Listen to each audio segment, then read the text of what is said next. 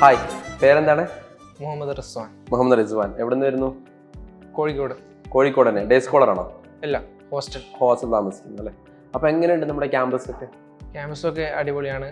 പിന്നെ faculties members mentors ഒക്കെ നല്ല ഫ്രണ്ട്ലി ആയതുകൊണ്ട് നമ്മൾ ഹാപ്പി ആയിട്ട് പോകുന്നു.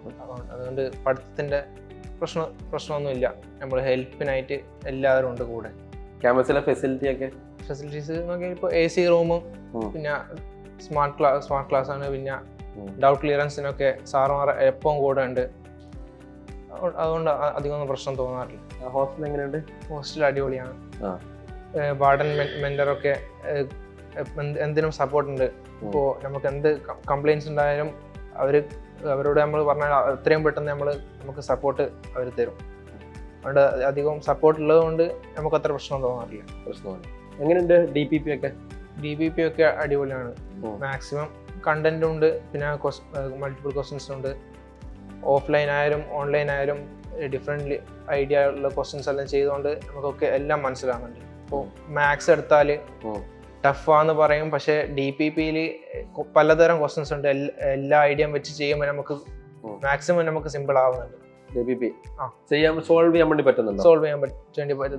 കാരണം ഓൺലൈനിൽ ഒരു ഐഡിയ പറയുന്നുണ്ട്, അതേപോലെ ഓഫ്ലൈനിൽ വേറൊരു ഐഡിയ. അപ്പോൾ നമുക്ക് രണ്ടും മിക്സ് ചെയ്ത് നമ്മളേതായ രീതിയിലും ചെയ്യാം. പിന്നെ നമുക്കൊരു സിമ്പിൾ ആയിട്ട് തോന്നിയ ഐഡിയ വെച്ചിട്ട് നമ്മൾ ചെയ്യാൻ പറ്റും.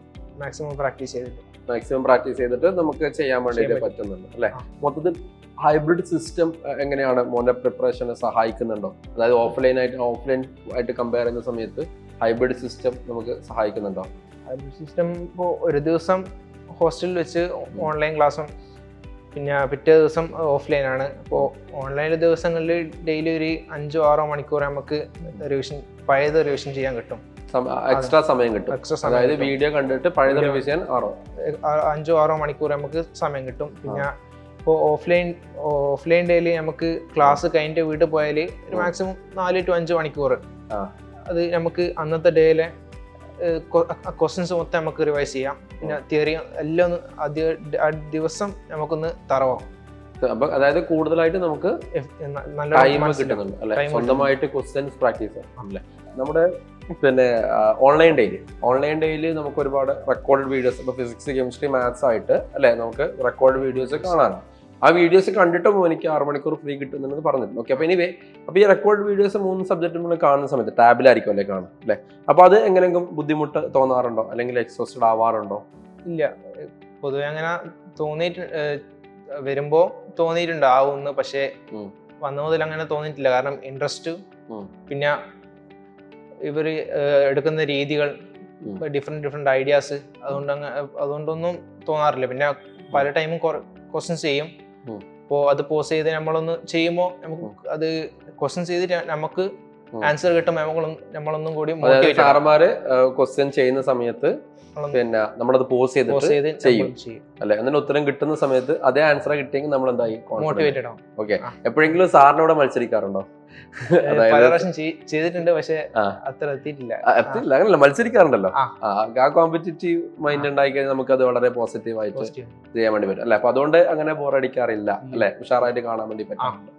ഓക്കെ, അതുപോലെ തന്നെ നമ്മളിപ്പോ ഓഫ്ലൈൻ ഫാക്കൽറ്റീസ് അല്ലെ, ഫാക്കൽറ്റീസിൽ ഇപ്പം ഡൗട്ട് ക്ലിയറൻസിനും കാര്യങ്ങളൊക്കെ എങ്ങനെയാണ് സപ്പോർട്ട് ചെയ്യാം? നമ്മളിപ്പോ ചോദിച്ച രീതിയിൽ ഇപ്പൊ ക്വസ്റ്റ്യൻസ് ചോദിച്ചാണെങ്കിൽ അവര് പൊതുവേ ഉള്ള ഒരു രീതി പറഞ്ഞുതരും. പിന്നെ അവർ നമുക്ക് ഷോർട്ട് കട്ട്സും കുറെ പറഞ്ഞുതരും. പിന്നെ നമുക്ക് എത്രത്തോളം മനസ്സിലാവുന്ന അത്രയും റിപ്പീറ്റ് ചെയ്ത് പറഞ്ഞുകൊണ്ടേയിരിക്കും. അവരങ്ങനെ ഈഗോ പ്രത്യേകിച്ച് ഒന്നും പ്രശ്നമൊന്നുമില്ല. ഓക്കെ, അപ്പൊ നമുക്ക് ക്ലാസ്സുകൾ പൊതുവെ ഇപ്പം ഓഫ്ലൈൻ ഡേയ്സിൽ എത്ര മണിക്കാണ് ക്ലാസ് കഴിയുക? വൈകുന്നേരം 5:30. അതിനുശേഷം നമ്മൾ ഇവിടുന്ന് പഠിക്കാനുള്ള അവസരം ഉണ്ടോ?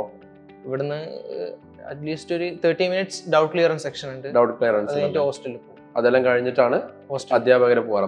അധ്യാപകർ അത്രയും സിൻസിയർ ആയിട്ട്, ടീച്ചേഴ്സ് അത്രയും സിൻസിയർ ആയിട്ട് നമ്മുടെ അടുത്ത കാര്യങ്ങൾ എല്ലാത്തിനും കൂടെ ഉണ്ട്. ഏത് ടൈമും അവിടെ ചെന്നാലും അവരവിടെ ഉണ്ടാവും. ബ്രേക്ക് ടൈം അല്ലേ? അപ്പം മൊത്തത്തിൽ പറഞ്ഞു കഴിഞ്ഞാൽ നമുക്ക് ഏകദേശം ഒരു ടോപ്പിക് നമ്മൾ എത്ര തവണ കവർ ചെയ്യുന്നുണ്ടാവും?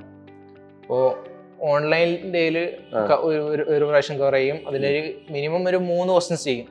പിന്നെ അതേപോലെ ഓഫ്ലൈൻ ഡേയിലും ഉണ്ടാവും. അതൊന്ന് ചെറുതായിട്ടൊന്ന് പറയും, പക്ഷെ നല്ല രീതിയിൽ ക്വസ്റ്റ്യൻസ് ചെയ്യും. ആ. പിന്നെ അന്ന് രാത്രി പോയിട്ട് ഒന്നും കൂടി ക്വസ്റ്റ്യൻസ് ചെയ്താക്കും. പിന്നെ അതിന്റെ ഇടയിൽ ഡൗട്ടോ എല്ലാം ചോദിച്ച് ക്ലിയർ ആക്കും അല്ലേ? പിന്നെ മെയിൻസ് പ്രീവിയസ് ഇയർ ക്വസ്റ്റ്യൻസ് ചെയ്തിട്ട് അതും കൂടി എല്ലാം കഴിഞ്ഞാല് നല്ല തറവാകും. അപ്പൊ എങ്ങനെയാണ് സ്പീഡ് കൂട്ടാൻ വേണ്ടി പറ്റിയ?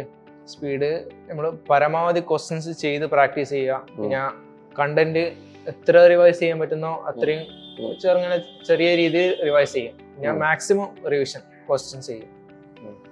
അപ്പോൾ ഇനി വരുന്ന കുട്ടികളോട് ഇപ്പം എന്താണ് ഇനിയിപ്പം റിപ്പീറ്റ് ചെയ്യാൻ ആഗ്രഹിക്കുന്ന കുട്ടികളുണ്ടെങ്കിൽ അവർക്ക് മോൻ ഓഫ്ലൈൻ ക്ലാസ് സജസ്റ്റ് ചെയ്യോ, അല്ല പ്യുവർ ഓഫ്ലൈൻ ക്ലാസ് സജസ്റ്റ് ചെയ്യോ, അല്ല ഹൈബ്രിഡ് സിസ്റ്റം സജസ്റ്റ് ചെയ്യും?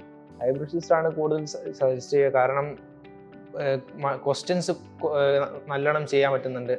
കുറെ ടൈം പ്രീവിയസ് ഇയർ ക്വസ്റ്റ്യൻസ് എല്ലാം ചെയ്യാൻ കുറച്ചും കൂടി ടൈം കിട്ടുന്നുണ്ട്.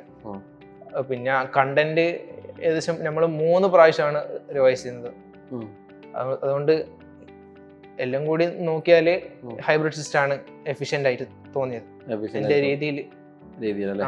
അപ്പൊ ഇത്തവണ നമ്മൾ എന്തായാലും ക്രാക്ക് ചെയ്യും അല്ലേ? അടുത്തത് നമ്മൾ ഏതെങ്കിലും NIT-ലോ അല്ലെങ്കിൽ IIT-ലോ കാണാൻ വേണ്ടി സാധിക്കും. Okay, thank you. All the best.